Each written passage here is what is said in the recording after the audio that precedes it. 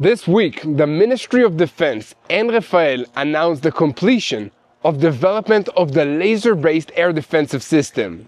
This gives Israel a powerful new tool to defend itself against incoming missiles, rockets, and drones. Meanwhile, the Air Force is pounding Hamas targets in the Gaza City area as the ground incursion meant to take full control of Gaza City is in high gear, as quietly many Gazans are leaving the Gaza Strip completely, causing great embarrassment to Hamas.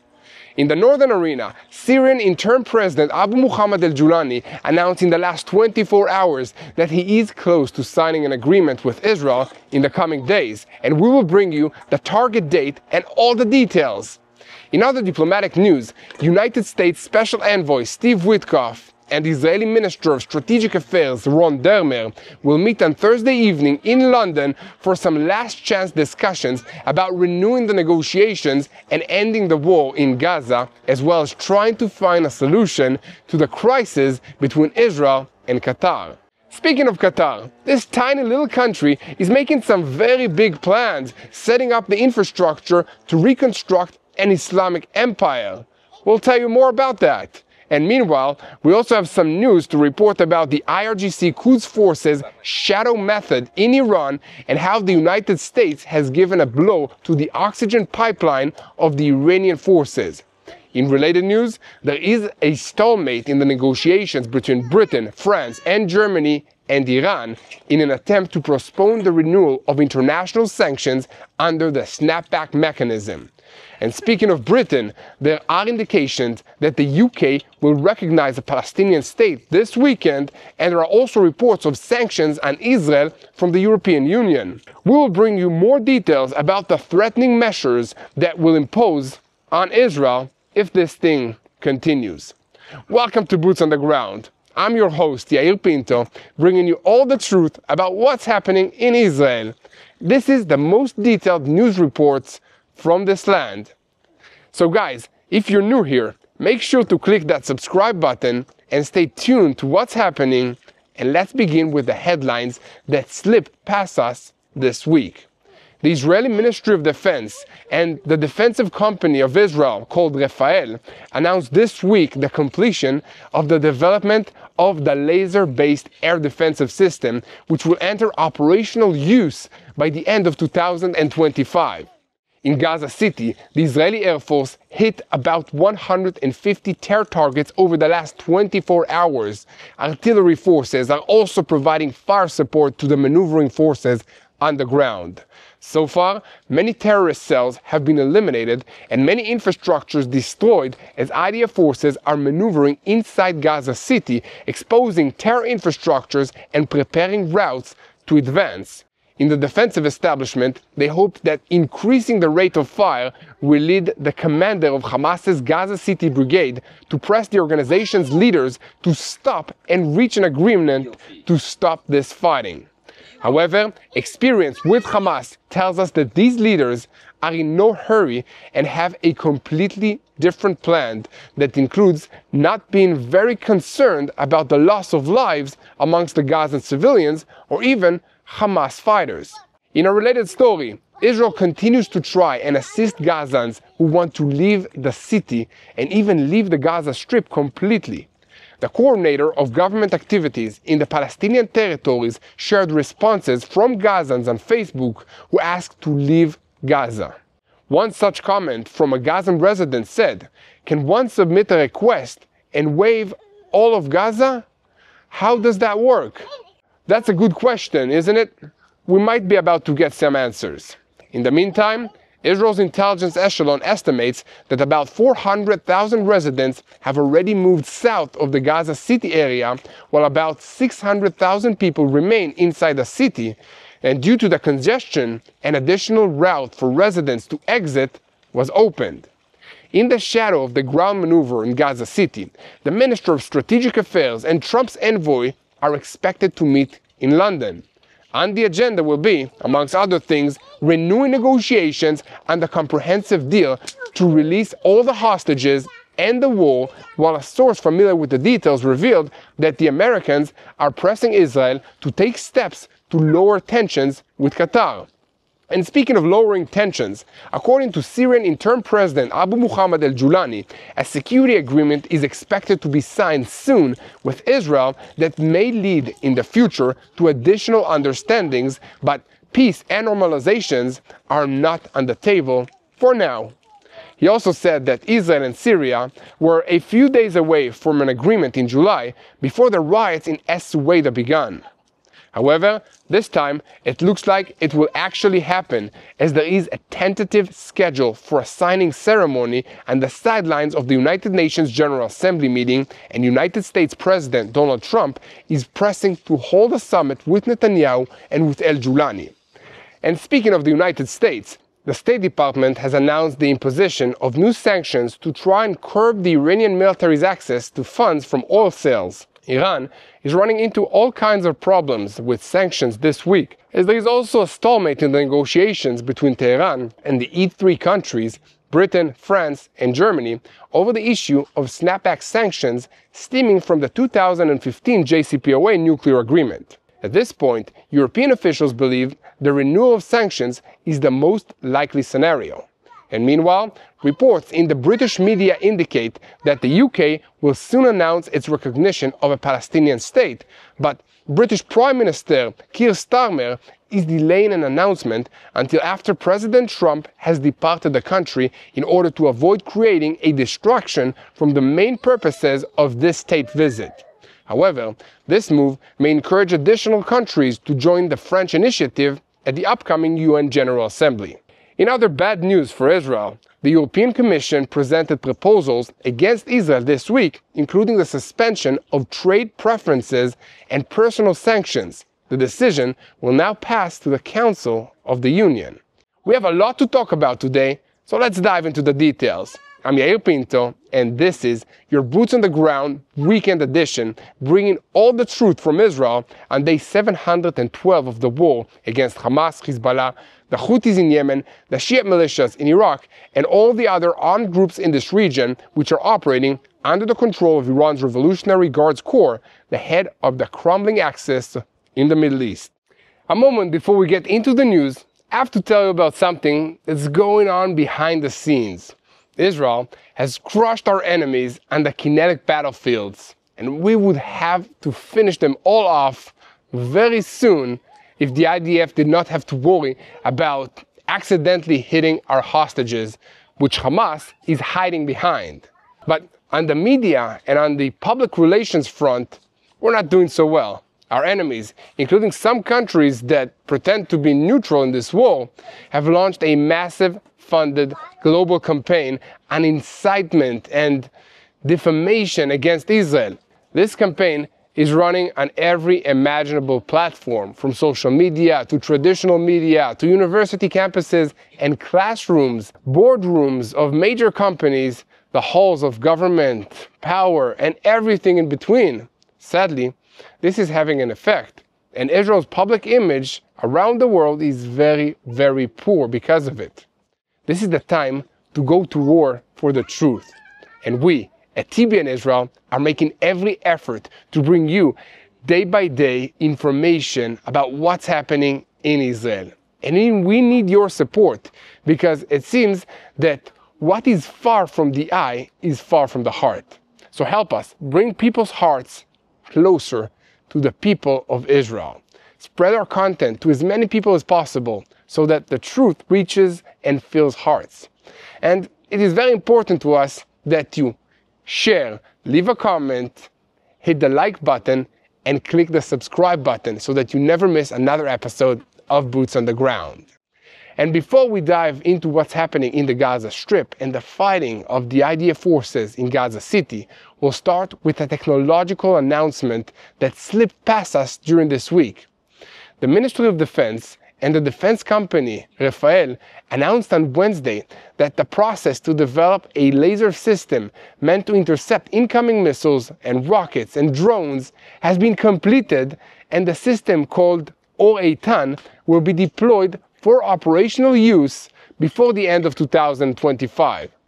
This is an event that may change the world of Israel's air defensive and dramatically reduce the costs of the Israeli air defense abilities, while also sharply reducing the use of other systems which cost thousands of dollars for every single interception.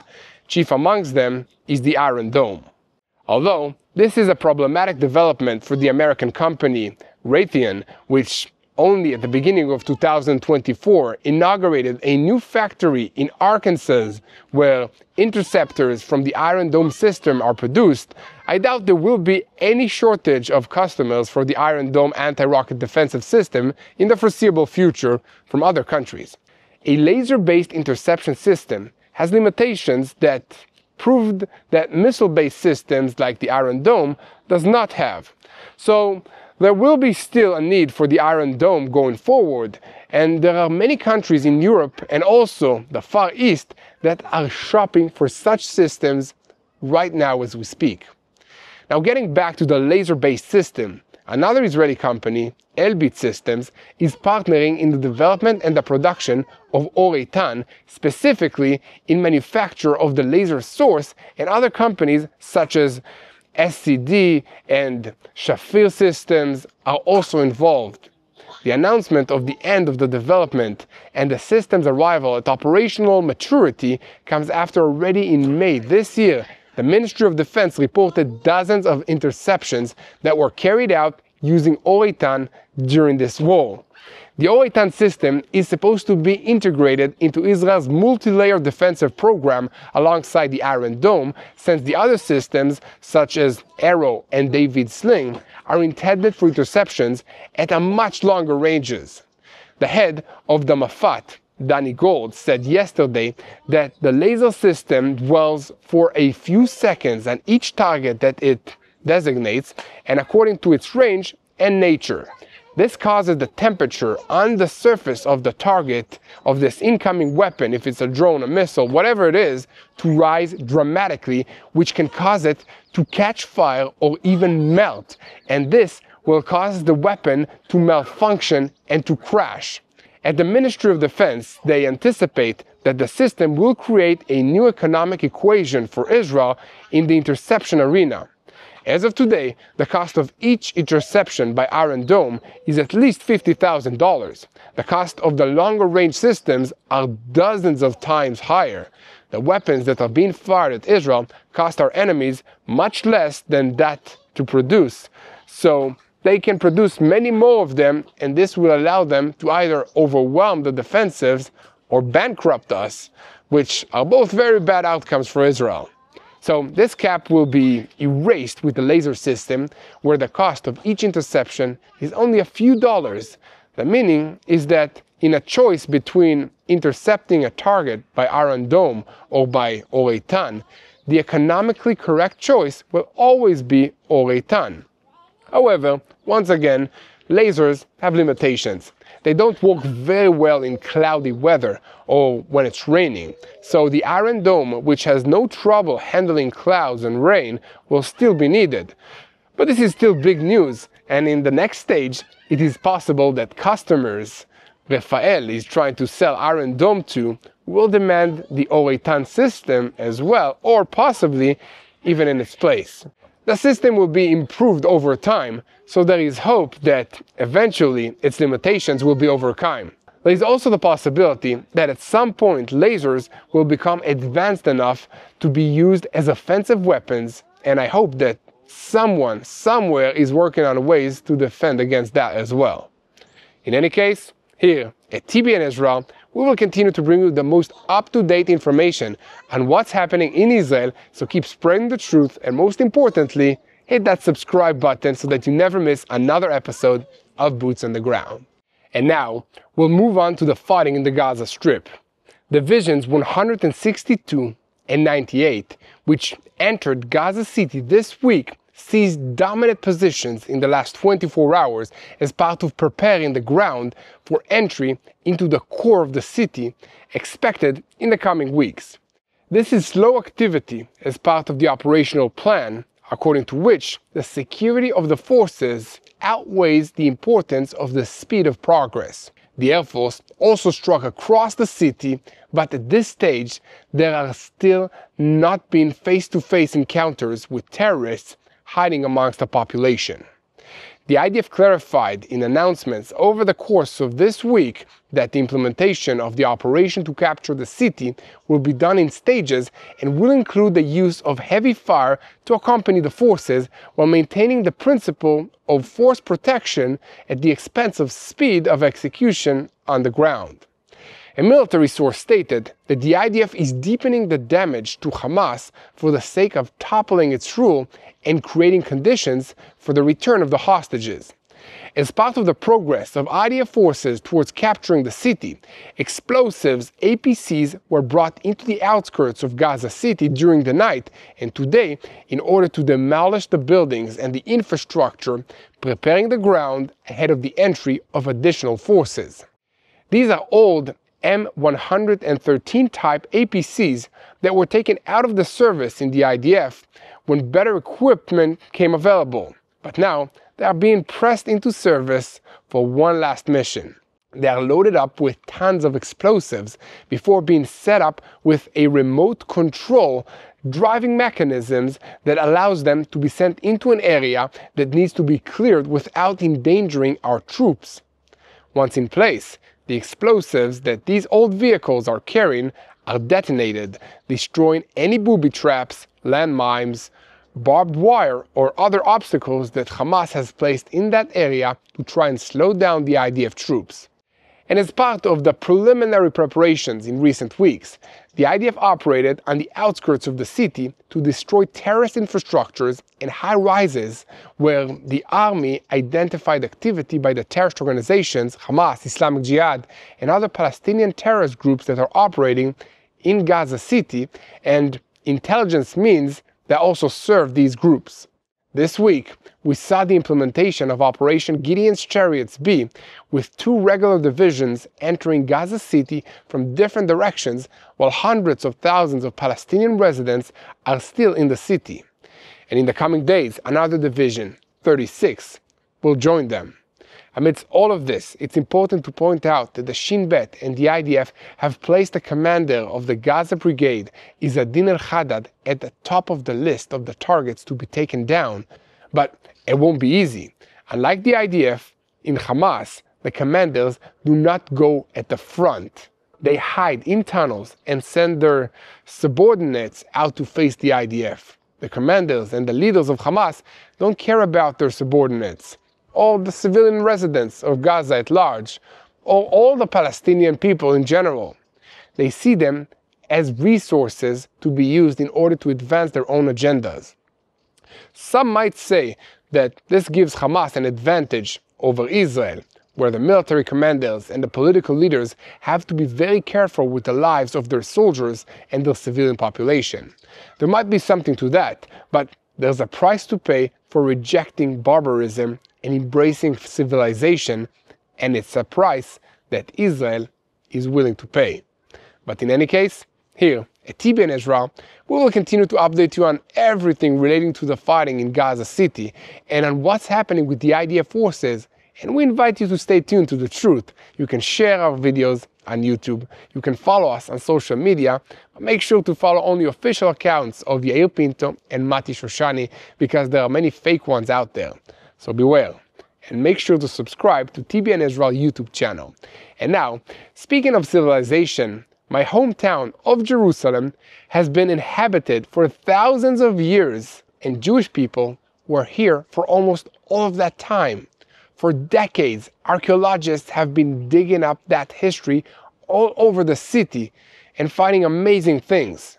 Now, with that in mind, imagine holding in your hands the very soil from the Temple Mount, the place where Solomon built the first temple and where Jesus walked, taught, and fulfilled prophecy. The reason this is possible for you is because of one of those mistakes that I was talking about before. You see, in 1999, tons of soil were removed from the Temple Mount without any kind of archaeological documentation, a moment in history that will never be repeated. Inside that soil are traces of the first and second temples, artifacts of biblical times and the very ground where God's presence once dwelled. Now, for the first time ever, you can own a small piece of that history. Each bottle of this soil is carefully screened and certified by the Temple Mount Sifting Project, the only authorized team entrusted with this sacred material. This isn't just Jerusalem soil, it's the real earth from the holiest site in biblical history. Holding it during prayer, passing it on to your children, or keeping it as a legacy of faith can create a living connection between Scripture and your daily walk with God. This is your chance to touch the ground where Jesus actually walked and to help preserve biblical history for generations to come. So don't miss this once-in-a-lifetime opportunity. Visit TempleMountSoil.com. Again, that's TempleMountSoil.com and secure yours today. And now, we're getting back into the news as senior Hamas official Ghazi Hamid, who was a target in the attempted assassination in Doha, Qatar last week, was interviewed Wednesday evening on Al Jazeera, appearing unhurt. This exposes the scope of the failure of the attempt by Israel to decapitate Hamas's senior leadership in Qatar's capital. But was it a failure or not? Hamid is the second senior leader of this organization to appear publicly since the strike, after Taher El-Nour also spoke at cameras at the beginning of this week. Hamid didn't just appear on camera, he had some things to say. For one thing, he declared that we are not afraid of Trump's threats to open the gates of hell upon us. We do not take instructions from him on how to handle the enemy's hostages. We treat them according to our values and our religion. Whoever wants to release the hostages must order Netanyahu to close a prisoner exchange deal and to stop the war. As noted, 2 days ago, senior Hamas officials Taher El-Nour was also interviewed by Al Jazeera and was the first amongst the senior leaders to appear before a camera and prove that he survived the attack. In the interview, only his face was seen and not his body, and therefore it cannot be said whether he was injured or not.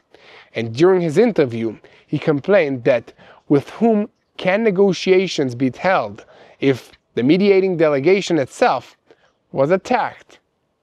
Now, after the two have appeared publicly, there remain a few more Hamas senior leaders who have not yet been seen in public since this strike. The most senior amongst them is Hamas's head of the External Bureau, Khalil al-Khaya. Besides him, Musa Abu Marzouk, Hussam Badran, and Muhammad Darwish have also not been seen. The assessment in the security establishment in any case is that the strike created a deterrent zone from which it was intended to make clear to Hamas that it will be hunted down anywhere on the face of this earth. And in related news, Israeli Strategic Affairs Minister Ron Dermer was scheduled to be in London on Wednesday evening for meetings with the White House Special Envoy Steve Witkoff to discuss the possibility of renewing negotiations for a comprehensive deal to release all the hostages and end the war. And according to two sources familiar with the details, this is what's happening in London. And senior Qatari officials are also in London this week, and it is still unclear whether they will also participate in the meeting between Dermer and Witkoff or will hold separate meetings with the American envoy. However, a source familiar with the details said that the Americans are currently mediating between Israel and Qatar in an attempt to find a solution that would overcome the crisis created following the Israeli strike in Doha and bring the Qataris back into the mediating picture between Israel and Hamas. The source noted that the Americans are pressing Israel to take steps to de-escalate and to repair the crisis with the Qataris. Another source familiar with the details said that the Americans believe that in the next 2 weeks there is a chance to renew negotiations between Israel and Hamas despite the start of the ground operation in Gaza City, but this will not be able to get on its way as long as the crisis between Qatar and Israel continues. While he was in London, Dermer also met with the Syrian Foreign Minister Assad Shibani and with American envoy Tom Barak, who is mediating between the two countries. The matter discussed was Israel's proposal for a new security arrangement between Israel and Syria, but it is still unclear how much progress was achieved in this meeting. And here, at TBN Israel, we will continue to bring you all the information and the diplomacy in the power games in the Middle East. So keep spreading the truth, like, share, and of course, if you haven't clicked the subscribe button, now's the time. And now, we're keeping our focus on the diplomatic developments as Syria's interim president Abu Muhammad al-Julani announced on Wednesday in the evening that security talks with Israel may yield results in the coming days. He said this during a briefing that he gave to journalists ahead of his trip to the United Nations General Assembly in New York, and added that if the security agreement succeeds, it may in the future lead to additional understandings. But also he said that peace and normalization are not on the table right now.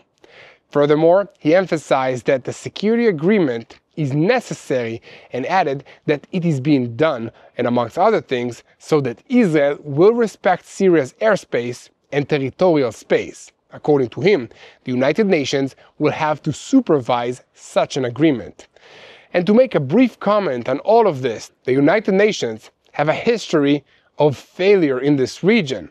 And if President al-Julani is watching this video, I would advise him not to count on them to be helpful to him in any way whatsoever.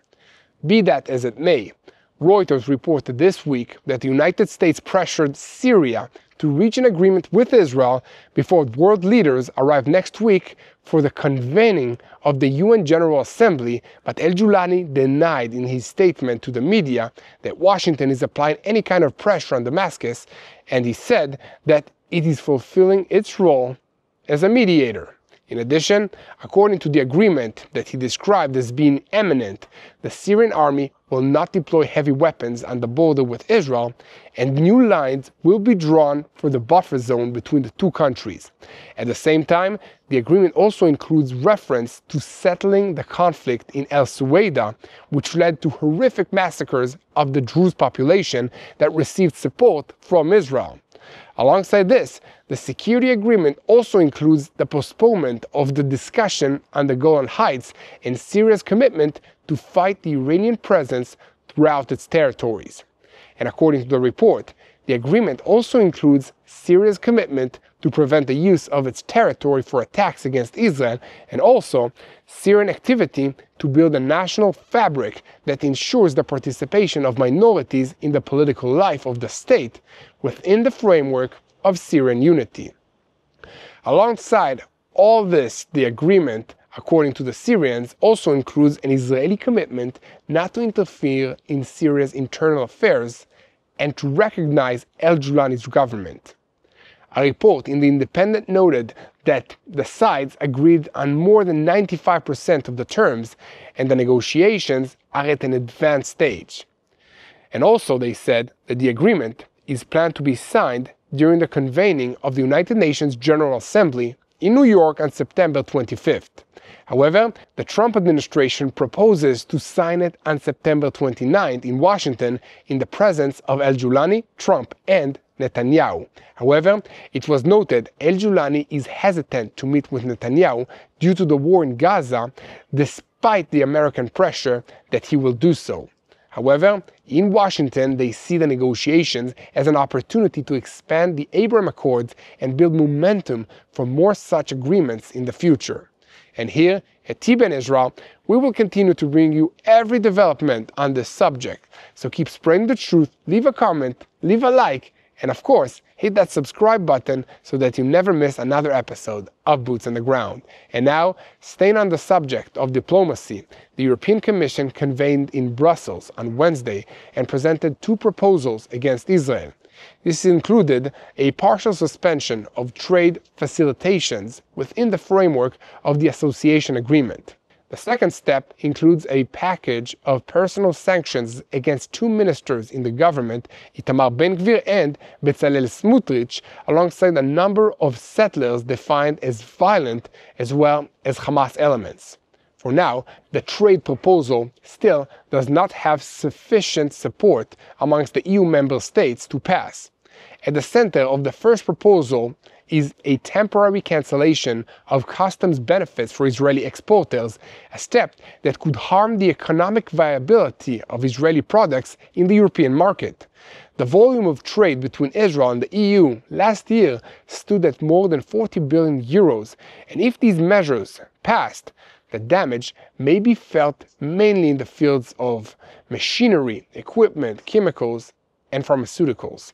Suspension of the trade benefits will require a qualified majority, meaning at least 15 countries representing 65% of the EU population. Thus, the position of large countries such as Germany and Italy become critical, and the ability of Israel's reliable friends in the EU to help us, including the Czech Republic and Hungary, is diminished in this context. These proposals have already ignited a sharp debate within the Union. Some countries believe that the time has come to move from declarations to effective sanctions. Others warn of a dangerous precedent of politicization in trade agreements and of harm to Europe's own economy. In Brussels, they insist that this is not a comprehensive embargo, but a controlled economic message, a warning that can be ramped up or stopped quickly. In Israel, they fear that the move will mark a dangerous precedent, a transition from words to deeds, which could in the future become a permanent tool of EU pressure against Israel. Israel is trying to block these moves, although Prime Minister Benjamin Netanyahu dismissed concerns over them in remarks to the press this week, saying that even if steps are decided upon, they will not affect Israel much. What do you guys think about all of this? Let me know in the comments section. Now, we're keeping our focus on diplomatic news, and I'm afraid it's also pretty gloomy news from Israel's perspective.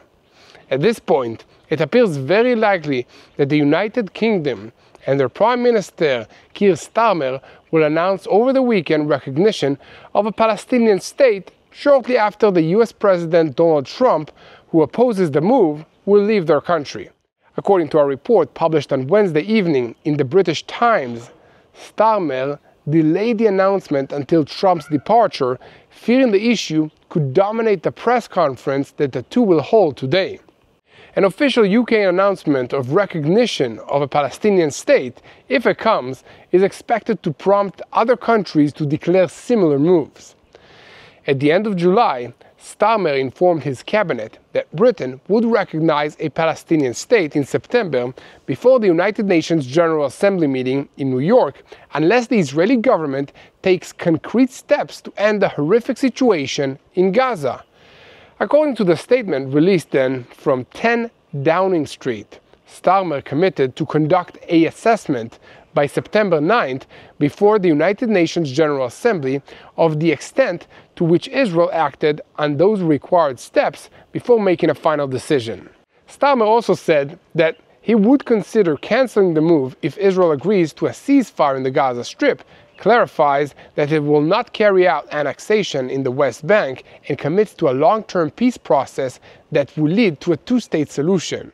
If Starmer does indeed officially announce that he recognizes a Palestinian state, he will join countries that have already said that they will do so at the upcoming United Nations General Assembly in New York, led by France, Australia, and Canada.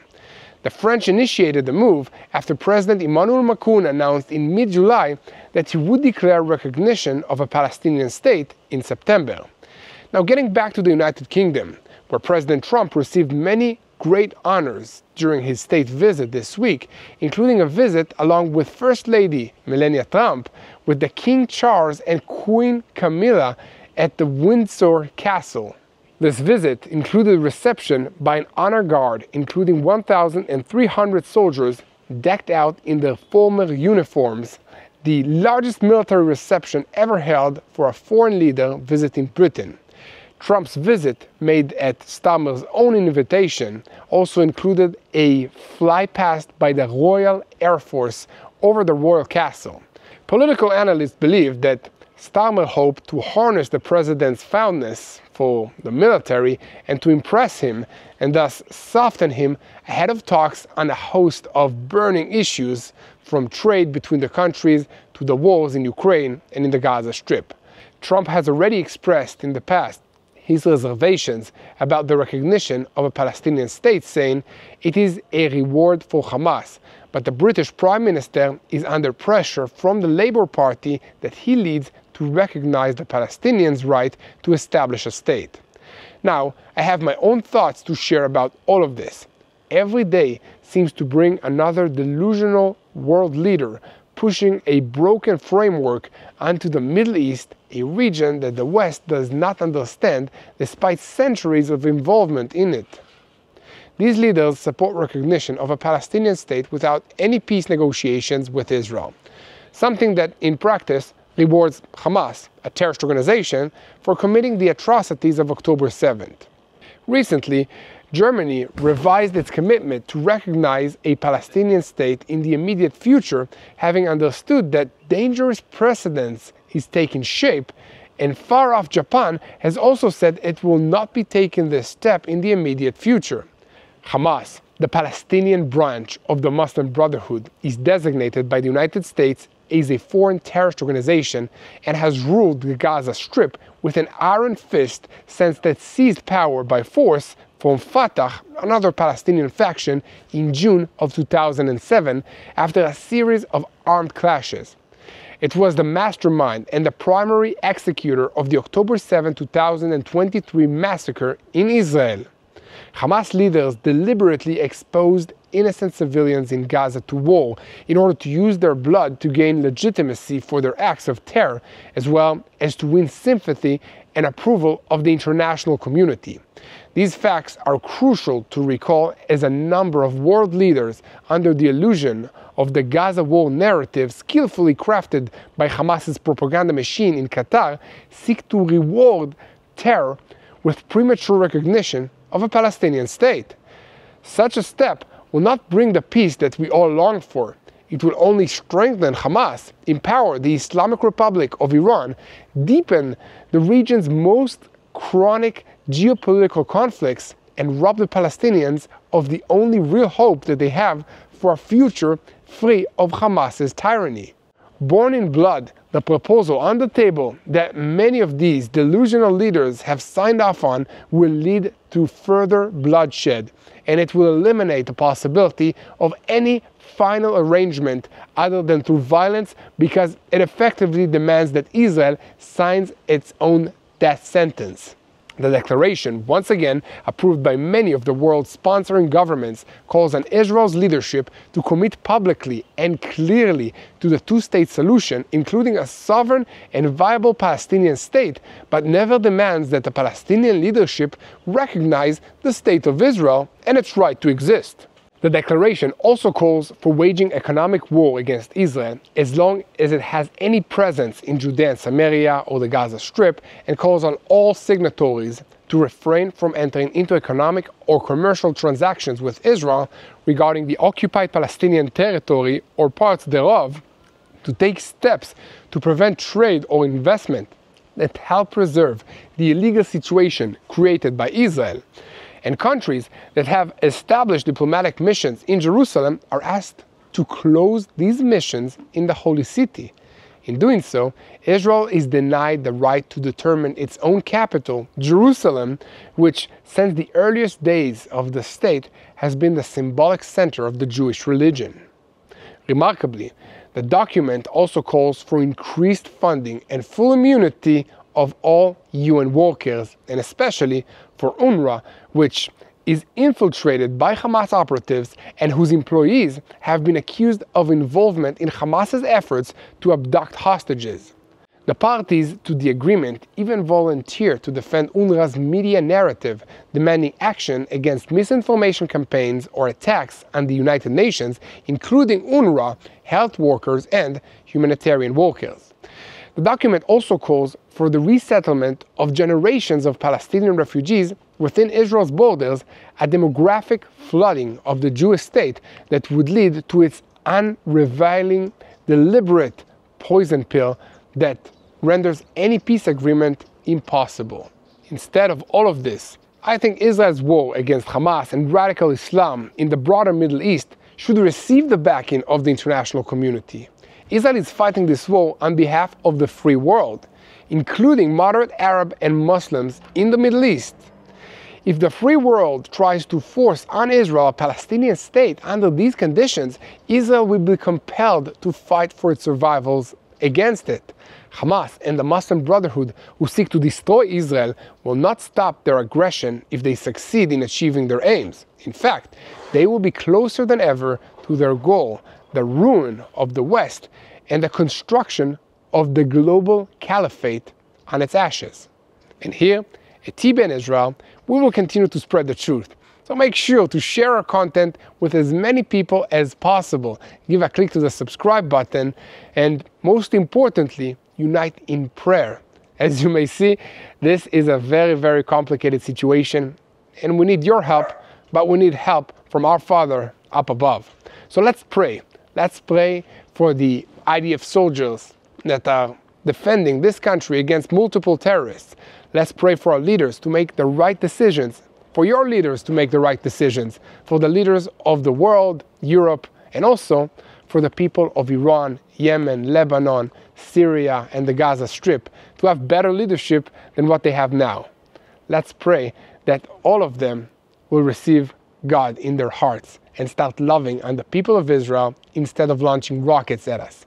And, as always, let's pray for the peace of Jerusalem. Hello, this is Mati here in Jerusalem with TBN Israel. This is Yair Pinto from TBN Israel here in Jerusalem. TBN Israel is keeping viewers informed with Israel-focused news, culture, and what God is doing in this land. Support TBN Israel today online at tbn.org/Israel. Thank you.